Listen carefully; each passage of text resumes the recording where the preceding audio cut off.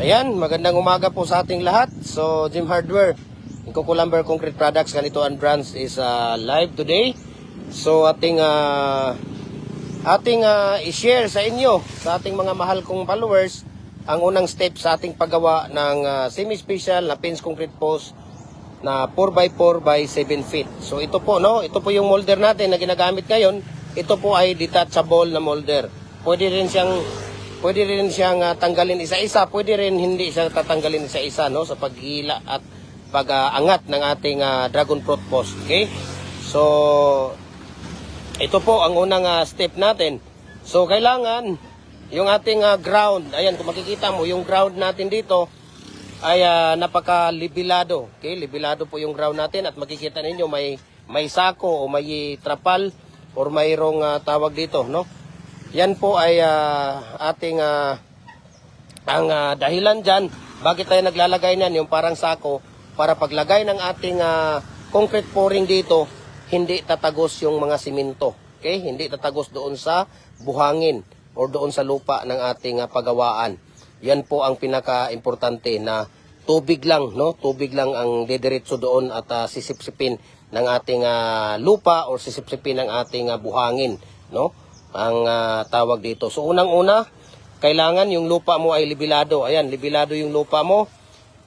Pagkatapos, lagyan mo ng pine sand dito, no? Lagyan mo ng pine sand. Ibig sabihin, yung pinong-pino na buhangin, no, ang ilalagay mo dyan sa ilalim ng sako. Mga 2 inches. Pagkatapos ng pine sand, bago mo latagan ng sako. Ayan, kagaya nito, sako yan, no? Paglalatagan ng sako na libilado, para paglagay ng ating concrete pouring, yung pine sand at saka yung lupa ang sisip-sip ng ating concrete pouring, sisip-sip ng tubig dito, para at least 15 to 18 minutes lang pagkatag-init, pwede na nating hilain yung ating molder. Yun po ang pinaka-importante, yun po ang pinaka-importante sa lahat. So ngayon, kung makikita ninyo, naglalagay tayo ng used oil sa ating molder, no? 4x4 by 8 feet po, standard size ng ating molder. We can ship nationwide, Luzon, Visayas, Mindanao. Kahit sa ang sulok ng kayo ng mundo, kayang abutin ng ating cargo. Kaya ang ating molder ngayon ay dalawang klase lang po yung ating molder, no? Fix na 4 holes at fix na detachable, 4 holes din. So, kagaya nito, dual at heavy duty fence concrete post at dragon fruit post molder. Pwede siya sa fence concrete post, pwede din siyang sa dragon fruit post molder. Heavy duty siya. Bakit? 4 mm thickness, 3.5 to 4 mm thickness ang ginagamit natin dito na steel plate. So lifetime na gamit nyo na po ito, mga kuya, mga ate, mga idol, no? Lifetime use na po natin ito. Ayan, kung makikita ninyo, lifetime use na po natin yan. Kaya pwede nyo nang tawag dito, pwede nyo pwede nyo ilagay sa tabi pagka hindi nyo na ginagamit. Pwede mong ilagay dito sa tawag dito, pwede mong ilagay dito sa tabi, basta kailangan lagyan mo lang siya ng used oil, no?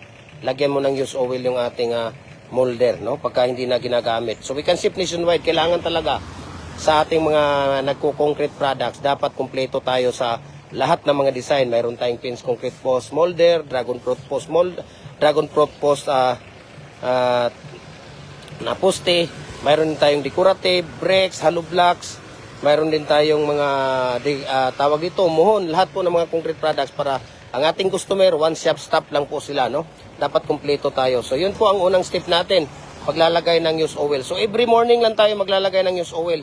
Tuwing umaga lang siya, no? Hanggang maghapon na yan natin gagamitin, para po makinis ang ating ginagawa na poste. Ayan, kung makikita ninyo dito, ipapakita ko sa inyo dito, no? Ayan, papakita ko sa inyo dito kung gaano kakinis yung ating poste. Ayan, no? Diba? Ito yung binaliktad na po nila ito. So napakakinis po. Ito po yung ginagawa, no? Napakaganda.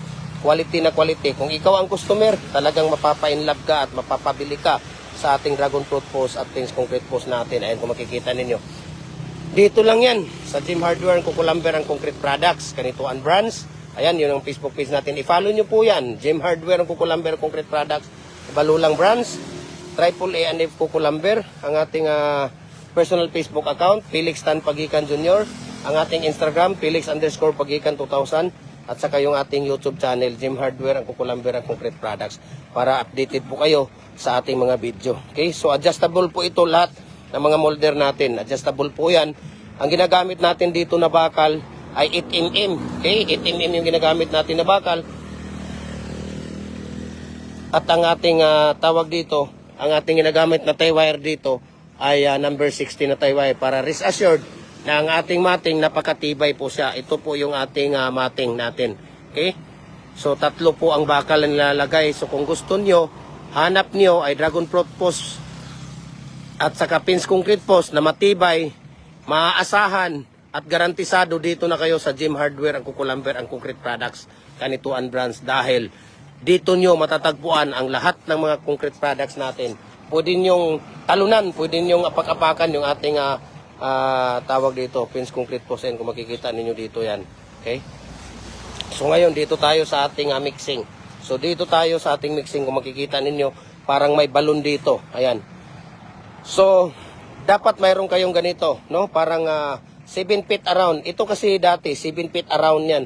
Ngayon, parang kumipot siya, no?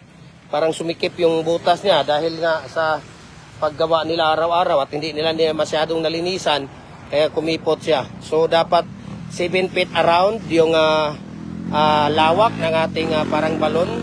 Tapos 1 feet ang lalim niya. Diyan tayo magmimix. Diyan natin nilalagay yung ating buhangin, ating simento at tubig, no? Ang ratio naman natin dito 3 karatilya na buhangin. Yung ginagamit kasi namin dito, screen sun, yung buhangin na tawag dito, buhangin na dinadaan sa conveyor. Kinukuha yung bato na 3/4 pataas, yung 3/4 pababa, yun ang nakasama dito, kaya napakatibay at napakatigas yung ating mga concrete products. So ito po, no? Para hindi po, bakit kailangan pang ilagay dyan sa balon? Bakit dyan pa kayo magmimix? Ang ating pinaka-importante dyan, na pag naglalagay tayo ng buhangin, tubig at simento, hindi natatapon at hindi saan-saan napunta yung simento, dahil po mahilaw ang ating concrete pouring or ang ating masa or ang ating concrete post. Hindi po matibay siya kung hindi buo at tama ang sukat ng ating simento. Okay? So, ang ratio natin dito, 3 karatilya na buhangin, 1 sako na simento, at 3 to 4 bucket of water. Kung wala naman kayong karatilya, ang takala natin dito ay yung sako ng simento. Ayan, kagaya nito, sako ng simento ang takala natin. 6 na sako na simento, 1 bag of cement, 3 to 4 bucket of water. Ang papalabasin natin dito sa 6 feet ay 8 piraso, no? 8 piraso sa 6 feet. 7 piraso sa 7 feet, 6 na piraso sa 8 feet. Yun po ang ating yan po ang ating tawag dito. Pinapalabas sa ating simento, sa ating concrete pouring. Ayan, kung makikita niyo, ayan, oh, yan po yung bucket natin. Ito yung tubig natin. Ayan, isa, ayan po, no? 3 or 4 na ganyan na tubig yung ating ilalagay sa ating 1 bag of cement. Okay? So sa may mga katanungan, magtatanong na po kayo dito, at habang hindi tayo busy at masasagot pa natin ang inyong mga tawag dito, ang inyong mga katanungan. So we can ship nationwide, Luzon, Visayas, Mindanao. Kahit saang sulok man kayo ng mundo, kayang abutin ng ating cargo. Ayan, so balikan natin dito si Kuya Jopre, no?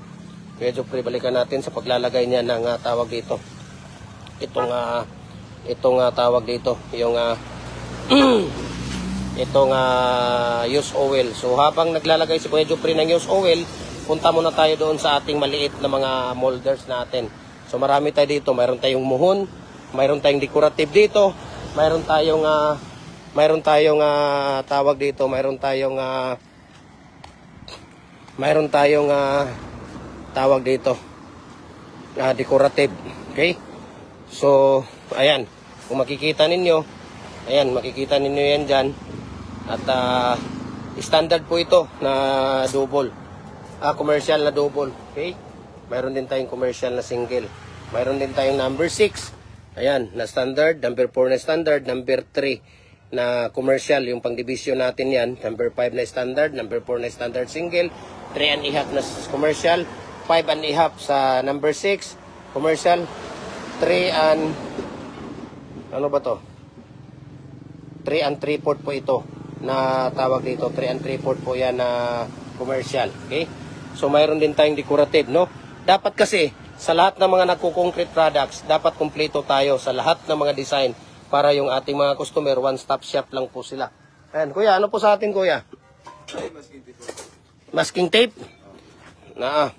Dong! Tagaysag masking tape dong, be? Ayan, so kung makikita ninyo dito, marami tayong decorative dito. Ayan.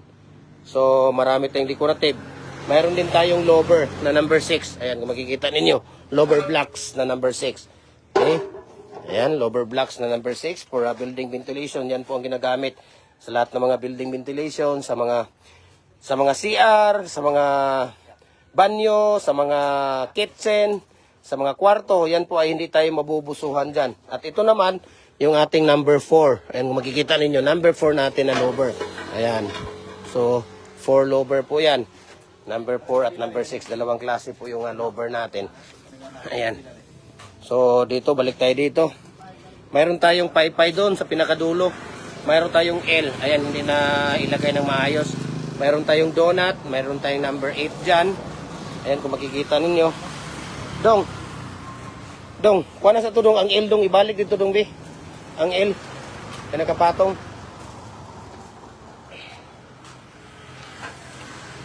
Pila mo na? 85? Sige. Bigyan mo si kuya ng 15. Ayan, mayroon tayong mga brakes dyan. Ayan, ace na brakes, bar, hexagon, zigzag. Mayroon din tayong mohon. Ayan. So, sa mga maliliit natin na mga molder, nagpapadala tayo Luzon, Visayas, Mindanao. No? Kahit sa ang sulok mo kayo ng mundo, kayang abutin ang ating cargo. So, pagka sa Luzon, nasa ano lang siya, 4 to 5 days, no? Ang pinapadala natin dyan, no? Through J&T Express or J&T Home. Ayan, so sa Luzon, nasa ano lang siya, nasa 4 to 5 days. Pag sa Bisaya, sa Visayas, nasa ano lang siya, 3 to 4 days. Pag dito naman sa, pag dito naman sa Mindanao, nasa 2 to 3 days lang po siya. Ayan, so mga maliliit na molder, anytime, pwede natin ipapadala basta't available siya. Okay? So balikan natin sila doon sa ating tawag dito. Papakita ko pa dito sa inyo sa likod, yung ating detachable na pins concrete post molder or dragon fruit post molder natin na dual heavy duty po. Okay? So, ayan, may mga shoes tayo dito sa ating shoes ng ating culvert. Ayan, kung makikita ninyo, mayroong number 24, 18, at saka 36. Ayan. So, marami tayong shoes, no? Marami tayong shoes dito. So, ito, here we go. Ito po yung ating detachable. Ayan, kung makikita ninyo, detachable po yan. Natin na tawag dito na molder. Ayan, kung makikita ninyo dito. Ayan. Detachable po yan natin. Okay? Yan po ay detachable natin na molder. Tapos na yun dito. Meron tayo ditong tawag dito. Ano na to? Merong yero. Dito naman, mayroon tayong 4 holes dito. Ayan, kung makikita ninyo, 4 holes yung nasa ibabaw na pegs. Okay, adjustable din yan, 4x4 by 8 feet. Pwede ka nang gumawa dyan ng 4 feet, 5 feet, 6 feet, 7 feet, hanggang 8 feet. Mayroon din tayong 2 holes, ayun, nasa ilalim. Mayroon din tayong 3 holes, ayan, 3 holes yan nasa pinakailalim. Ito naman, 4 holes sa ibabaw. 2 holes naman yung nasa ilalim. Okay, yan po ay pegs natin. Adjustable din yan. Ito naman ang detachable natin. Ayan. Okay. So ngayon, balikan natin si Kuya Jupri doon sa kanyang tawag dito, sa kanyang paggawa ng semi-special na 4x4 by 7 feet na pins concrete post. Okay? Mabilis lang siya, no? Mabilis lang tanggalin, napakaganda, napaka-amusing yung ating molder na ginagamit dahil nga 15 to 18 minutes pwede na nating tanggalin, pwede tayong ulit na magtimpla. Okay? Ito po yung karatilya or wheelbarrow na tinatawag namin. Okay? 3 karatilya na ganyan. Pero pag wala kayong karatilya, sako ng simento, ang laman po ng isang karatilya, 2 sako na simento. Okay? So yun po ang takalan natin. So ngayon, dito tayo, tinitingnan natin. Okay, malapit na silang matapos. Okay? Malapit na po silang matapos dito sa paglagay ng used oil. So tingnan natin kung paano nila ilalagay yung matting natin dito sa ating molder, sa loob ng molder. Yung matting natin, ilalagay nila dito sa loob ng molder. Hindi po pwedeng walang bakal yung ating pins concrete post or dragon fruit post dahil hindi matibay yan. Okay? So kailangan mayroon tayong bakal dito. Ayan. Okay? So upo muna tayo dahil hinihingal tayo. Rickson, napakahirap pala kumita, Rickson. Kailangan mo talagang magsalita, kailangan mo no? At para mabinta yung aming mga concrete products sa lahat po, no? At sa lahat po ng ating mga followers, sa mga mahal nating followers, ito po ay sinishare ko sa inyo. Sa mga molder po, hindi po kami nagpapatubo sa mga molder. Ang sinishare lang namin at aming tawag dito, inaalok ay yung tawag dito, yung concrete products namin. Sa lahat po ng mga molder natin, hindi po tayo nagpapatubo doon sa molder. No? Tulong po natin para doon po sa ating mga mahal na followers. Ayan, di ba? Yan po ay ating binibigay ng tawag dito. Binibigay ng tawag dito. Binibigay ko sa inyo na tulong, no? Hindi man tayo nakakatulong financially sa inyo, but in this kind of cyber communication, no? Sa mga tips, sa mga molders, nakakatulong tayo sa sa mga gustong magbi-business, okay? Sa mga balak na magtatrabaho na hindi marunong gumawa, ay matututo kayo. Yan. So, ayan po yung paglalagay natin ng ating mating art. Ayan kung makikita ninyo, di ba? Kita ninyo yan dyan. Yan po ang ating mating art. Okay? Paano po nilalagay yung mating art natin? Ayan. So yan lang po, no? Napakasimple lang. Pagkatapos ilagay yung pangkundim natin ito. Mayroon tayong pangkundim dyan. Ayan, kung makikita ninyo, pangkundim yan siya, no? Yan po ay pangkundim natin para kung gusto mong gumawa ng 4 feet, 5 feet, 6 feet, 7 feet, hanggang 8 feet ay pwede siya, di ba? Yan po ang pinaka-importante natin na Yan po ang pinaka-importante natin.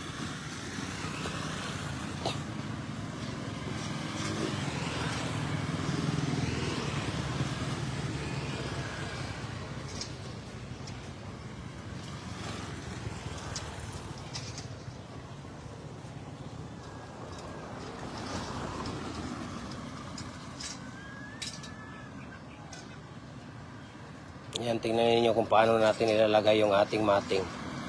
Diba?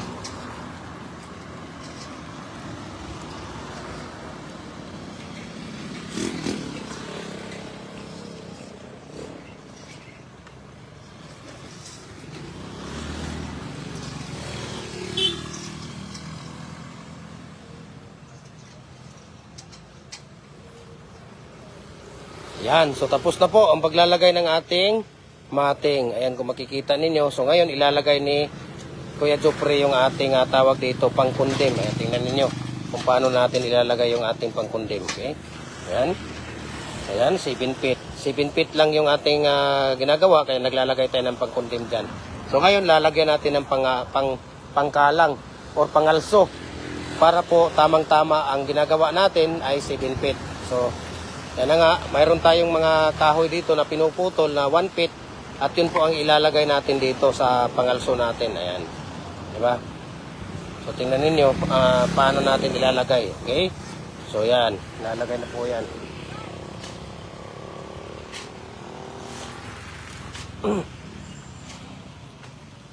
Ano yan? Pamigay?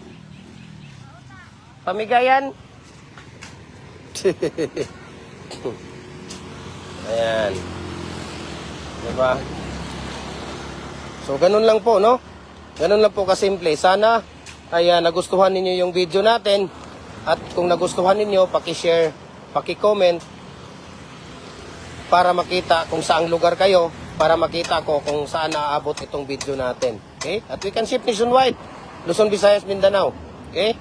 So, ganun lang po. So, tingnan natin ang paglalagay nila ng concrete pouring. Ngayon naman, ay tapos na dito. Kailangan yung ratio natin dito at mixing natin dito, lugaw na lugaw siya. Yung lugaw talaga, para risk assured, yung ating concrete pouring, yung ating concrete post.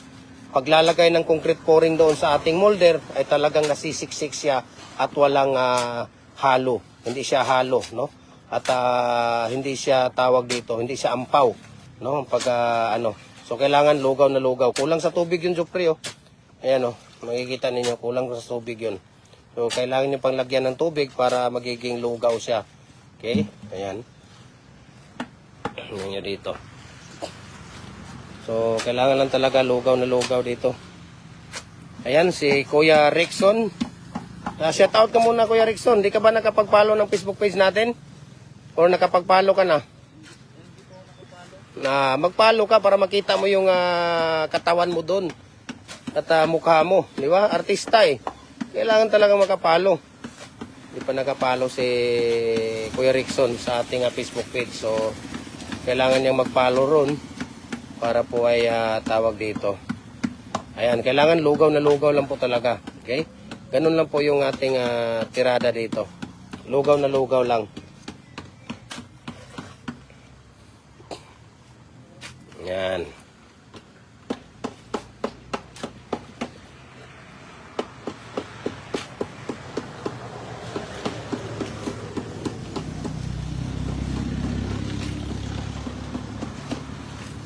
So yan po yung ratio natin, no? Kailangan lugaw na lugaw lang po talaga siya. Okay?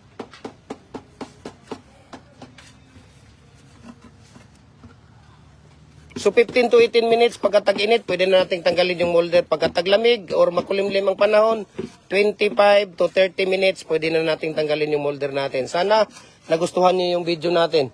Okay dong, nalagyan mo nga dong, pakita natin sa kanila kung paano natin lalagay yung pouring. Sige. Rickson, lagyan mo muna si At si Kuya Jupri naman ay maglalagay ng kanyang uniform. Ayan. Complete uniform yan. Gem Hardware. Gem Hardware, ang Kukulamber, ang Concrete Products. Balolang Brands. Gem Hardware, ang Kukulamber, Concrete Products, Kanituan Brands. Triple ANF Kukulamber. Ayan. At saka yung ating personal Facebook account, Felix Tan Pagikan Jr. Ating Instagram, Felix_Pagikan 2000. At saka yung ating YouTube, Gem Hardware, Kukulamber, Concrete Products. At saka yung ating TikTok account at Gem Hardware, Cagayan de Oro City or Felix Tan Pagikan Jr. So ito lang po, no? Ang paglalagay natin ng ating concrete pouring. Ayan, napakadali lang. Okay? Okay? Sana nagustuhan nyo. Paki-comment, paki-like at mabuhay po tayong lahat. Mabuhay at God bless po sa ating lahat. Never mind. Ayan, no? 4x4x8 feet natin na semi-special na pins concrete post. Diba? Bilis ng tirada. Isang angat ay talagang 4 kaagad. So, yun po ay 4x4x8 feet natin na molder. Fix po yun, no? Fix. So, adjustable po yun. Pwede tayong gumawa doon ng tawag dito. Pwede tayong gumawa doon ng 4 feet, 5 feet, 6 feet, 7 feet hanggang 8 feet, no? Ayan. So we can ship nationwide, walang problema. Door to door po yun. Luzon, Visayas, Mindanao. Decorative molder, hollow blocks molder natin. Concrete garden bricks natin, yung mga pavers, lower blocks, baluster, RCPC pipe culvert natin. Ayan o. Kahit anong size, di ba? Diba? So balik tayo dito. Yung mga maliliit natin na mga molders, kagaya ng hollow blocks, no? Kagaya ng tawag dito, kayang-kaya. Ayun. So ito pwede natin itong ipapadala through GNT, no? Ayan, no? So follow po kayo sa ating YouTube channel, Gem Hardware, Kukulamber, Concrete Products. Ang ating Facebook page, Gem Hardware, Kukulamber, Concrete Products. Balolang Brands, Gem Hardware, Kukulamber, Concrete Products, Kanituan Brands. Triple ANF Kukulamber, ating personal Facebook account, Felix Tan Pagikan Jr. Ayan, mabuhay and God bless po. Ayan, Gem Hardware is back. Okay, so tingnan ninyo mga idol kung paano namin tinatanggal ang aming pangkundim, no? Ang ginagawa po namin ngayon ay dragon fruit post na 6 feet. Okay? So mayroon po siyang naiwan na 1 feet. Okay? 1 feet na bakal. Ayan, no? Tingnan ninyo.